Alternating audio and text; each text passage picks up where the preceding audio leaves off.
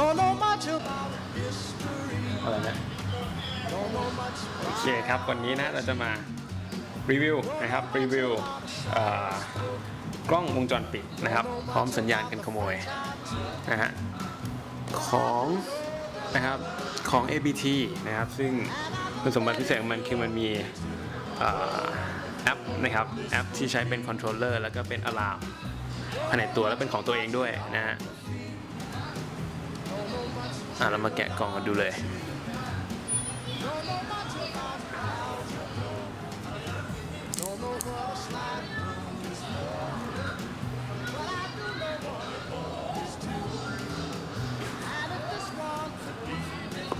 ตัวนี้ต้องบอกก่อนนะครับเป็นของลูกค้านะครับเป็นของลูกค้าอะไรอย่างนี้ทางลูกค้าเนี่ยให้เราเทสเลยนะฮะเราเทสก่อนส่งถึงมือลูกค้าเลยอันนี้ใบรับประกันนะครับจากค่าย ABT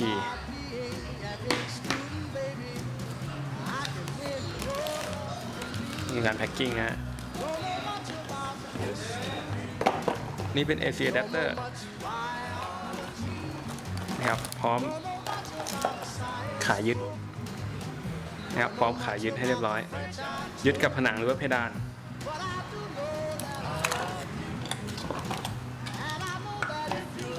ตัวนี้อะแดปเตอร์นะครับมีพุกให้เรียบร้อยนะฮะ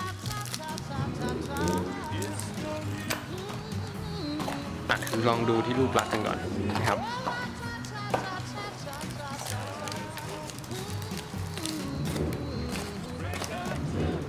ตัวนี้นะครับเป็นตัว Limited Edition นะครับเป็นตัว Limited Edition ที่จะเป็นรุ่นเล็กสุดของค่าย ABT เขานะฮะจะมีลักษณะเป็นอย่างนี้นะครับตัวกล้องสามารถโรเตทได้355องศาโอเคครับต่อมาเราจะดูกันเรื่องของการเชื่อมต่อนะฮะและการติดตั้งนะครับเรื่องของการติดตั้งนะครับแล้วก็การเซตค่า Wi-Fi ต่างๆนะฮะเจ้าตัวนี้มีการเชื่อมต่อได้3วิธีก็คือการเสียบสายแลนนะครับเสียบสายแลนได้นะครับแล้วก็การเชื่อมต่อผ่าน Wi-Fi หรือการใช้การสแกน QR code นะครับซึ่งในคลิปนี้เดี๋ยวผมจะแสดงการเชื่อมต่อแบบ QR code ซึ่งจะเป็นการเชื่อมต่อที่ง่ายที่สุดและสะดวกที่สุดนะครับมาดูเรื่องของซัพพลายก่อนนะฮะซัพพลายของมันเนี่ยจะเป็นนะครับในโซนของpower supply เนี่ยจะใช้เป็น USB นะครับ USB เชื่อมต่อกับตัวไมโครนะครับตัวไมโคร USB ด้วยนะซึ่งจะเป็นอะแดปเตอร์ให้มาพร้อมนะครับนี่เดี๋ยวเราลองดูกันนะ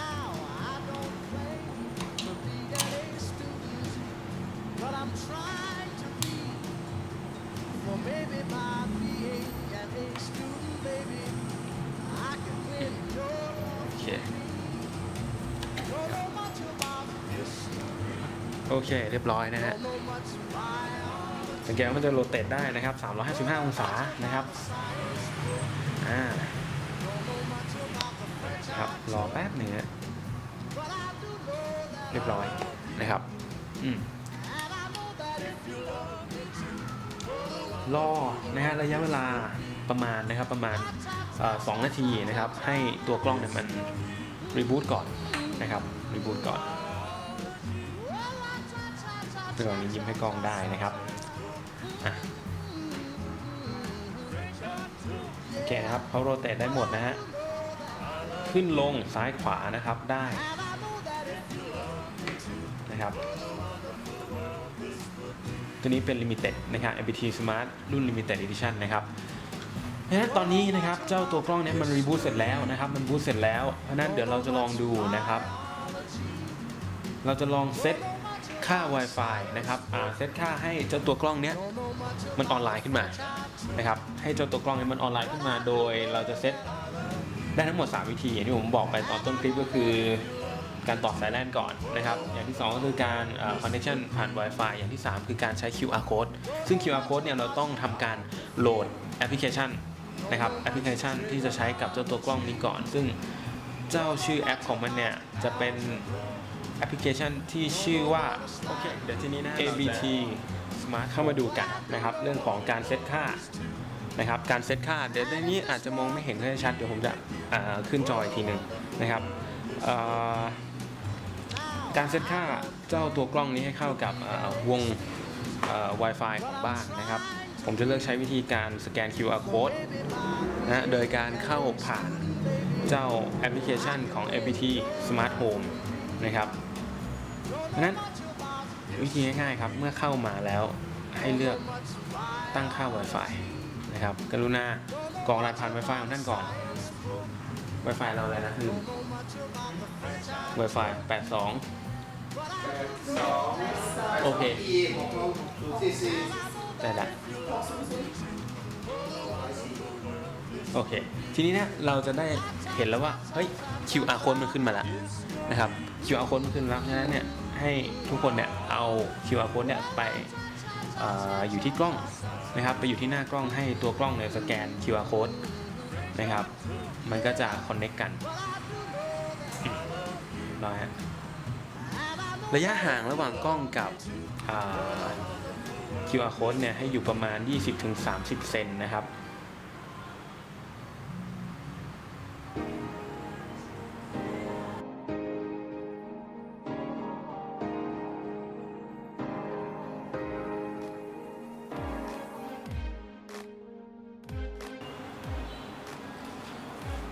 โอเคครับในคลิปสุดท้ายนะในตอนสุดท้ายพาร์ทสุดท้ายเลยคือเราจะเทสเรื่องของการโรเตทกล้องนะครับเราจะเทสเรื่องของการโรเตทกล้องเจ้าตัว Limited Edition ตัวนี้ของ APT Smart นะครับซึ่งมันสามารถหมุนมุมกล้องตัวนี้ได้นะครับทั้งแนวนอนและแนวตั้งนะครับซึ่งในแนวนอนเนี่ยมันสามารถอย่างที่ผมได้บอกไว้แล้วว่ามันสามารถหมุนได้ทั้งหมดใน355องศานะฮะแล้วก็ขึ้นลงได้ถึง120องศาซึ่งการคอนโทรลในการโรเตทกล้องเนี่ยง่ายมากนะครับง่ายมากๆสามารถคอนโทรลผ่านแอปพลิเคชัน APT Smart Home ได้เลยนะครับเดี๋ยวเราลองดูกันนะกดเข้าไปในแอปพลิเคชัน APT Smart Home เลยแล้วเลือกนะครับเลือกเป็นกล้องนะฮะซึ่งตอนนี้ผมจะใช้กล้องตัว Limited Edition ซึ่งผมล็อกอินไว้แล้วนะครับครับตอนนี้ออนไลน์ละครับผมจะเห็นว่าตอนนี้โทษทีเห็นว่าตอนนี้นะครับสังเกตเลยว่าผ่านหน้าจอแล้วนะครับเรียบร้อยเดี๋ยวเราจะลองเทสกันว่ากล้องจะโรเตทสมูทไหมแล้วก็ตามมือมีดีเลย์บ้างหรือเปล่านะครับมีดีเลย์ไหมเดี๋ยวลองดูนะฮะเดี๋ยวผมจะลองปัดหน้าจอนะครับหรือสไวป์หน้าจอเนี่ยให้กล้องหมุนดูนะครับว่ามันหมุนได้ไหมลองดูสังเกตนะครับว่ามันจะตามมือผมเลยอาจจะมีดีเลย์นะแต่ไม่ถึงวินะครับซึ่งตอนนี้ผมใช้กับอินเทอร์เน็ตบ้านนะครับอินเทอร์เน็ตบ้านความเร็ว30เมกนะครับความเร็ว30เมกะบิตซึ่งผมถือว่าโอเคภาพสมูทนะครับไม่มีกระตุกนะขึ้นลงได้นะครับขึ้นลงได้ไม่มีปัญหาโอเคครับใช้ได้ตามปกตินะซึ่งไอ้เจ้า APT Smart Home ตัวนี้นะครับมันสามารถแคปภาพไว้ได้ด้วยในกรณีที่เราเนี่ยไม่ได้อยู่บ้านนะฮะในกรณีไม่ได้อยู่บ้านแล้วเราต้องการเฮ้ยเกิดมีอะไรผิดปกติไว้เกิดขึ้นนะครับมีอะไรผิดปกติเกิดขึ้นที่บ้านเนี่ยอย่างเช่นอาจจะเป็นเรื่องของคนบุกรุกหรือว่ามีอะไรเราสามารถแคปนะครับแคปภาพผ่านแอปพลิเคชันได้เลยนะโดยที่ลองดูนะครับลองดูเลยจะเห็นว่าแอปพลิเคชัน APT Smart Home เนี่ยนะครับมันจะมีปุ่มกล้องนะครับมีปุ่มกล้องให้เรากดถ่ายภาพได้เลยนะครับถ่ายภาพผ่านแอปพลิเคชันได้เลยนี่นะครับ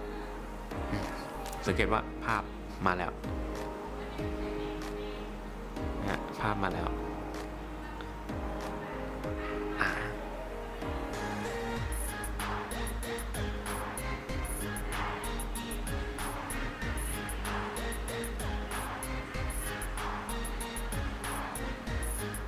โอเค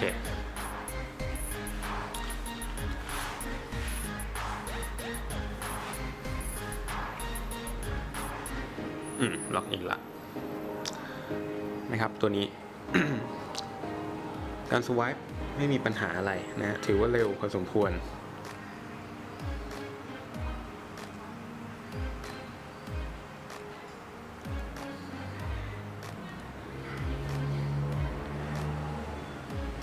นะครับ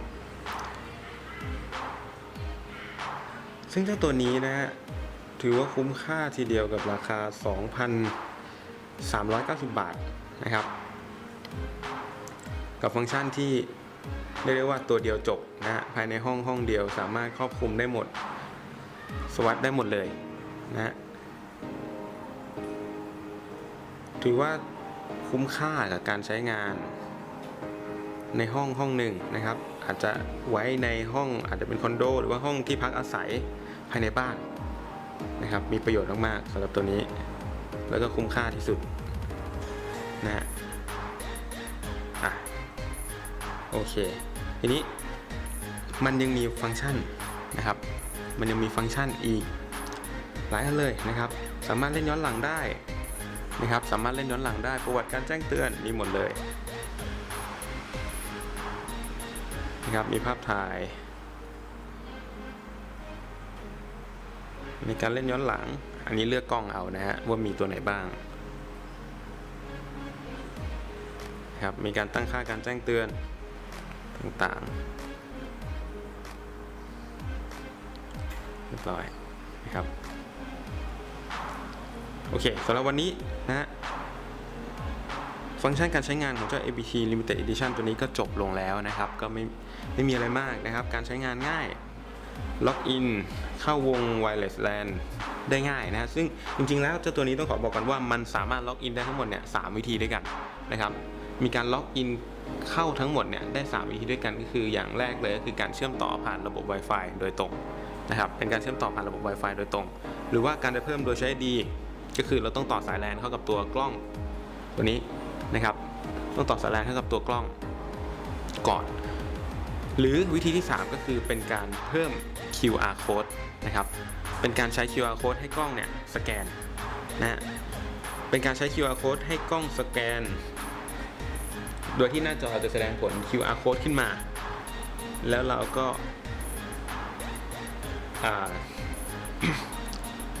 เอาไปไว้ที่หน้าเลนส์กล้องนะครับแล้วให้กล้องเนี่ยมันเซ็นเซอร์นะครับเซ็นเซอร์ QR code ตัวนี้ซึ่งมันจะ connect กันได้นะแต่ผมลองแล้วค่อนข้างยุ่งยากนิดนึงก็คือมันมีความเซนซิทีฟสูงซึ่งมันจะตอบสนองได้ช้าวิธีที่ง่ายที่สุดผมว่าใช้การต่อ Wireless LAN นะครับไม่ใช่ต่อสาย LAN นะครับต่อสาย LAN แล้วค่อยเปลี่ยนนะครับเซตติ้งมันใหม่ให้เป็น Wi-Fi จะง่ายที่สุดและสะดวกที่สุดเร็วที่สุดด้วยนะครับ